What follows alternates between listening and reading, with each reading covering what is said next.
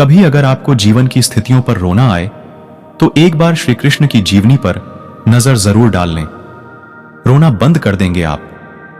श्री कृष्ण ने एक जेल में जन्म लिया था और जन्म लेने के तुरंत बाद ही उन्हें रात में ही उफनती यमुना पार कर गोकुल ले जाया गया। तीसरे दिन ही राक्षसनी पूतना उन्हें मारने आ पहुंची। भगवान श्री कृष्ण का जीवन कहता है, आप कोई भी हो, संसार में आए हैं तो जब तक जीवन है आपको संघर्ष करना ही होगा। वे चाहे श्री कृष्ण हो या पुरुषोत्तम श्री राम, मानव अवतार लेकर परमात्मा भी सांसारिक चुनौतियों से बच नहीं पाए। लेकिन श्री कृष्ण ने कभी किसी बात की शिकायत नहीं की। हर परिस्थिति को जिया और जीता।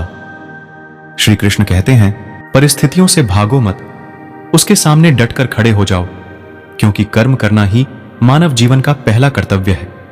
हम कर्मों से ही मुश्किलों को जीत सकते हैं। कृष्ण ने जीवन भर कभी उन लोगों का साथ नहीं छोड़ा जिनको मन से अपना माना। अर्जुन हो, सुदामा या फिर उद्धव, श्री कृष्ण ने जिसे अपना मान लिया उसका साथ जीवन भर दिया। रिश्तों के लिए उन्होंने कई लड़ाइयां लड़ी और रिश्तों से ही कई लड़ाइयां जीती।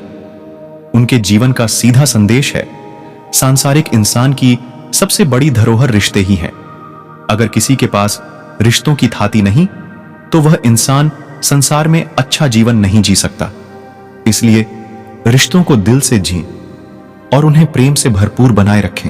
श्री कृष्ण ने महाभारत का युद्ध होने से पहले शांति के लिए पांडवों और कौरवों के बीच मध्यस्थता की। हालांकि दोनों ही पक्ष युद्ध लड़ने के लिए आतुर थे, लेकिन श्री कृष्ण ने हमेशा चाहा कि कैसे भी युद्ध टल जाए। सबक यही है कि झगड़ों से कभी समस्याओं का समाधान नहीं होता। महाभारत की कहानी में जुए की घटना के बाद पांडवों को वनवास हो गया।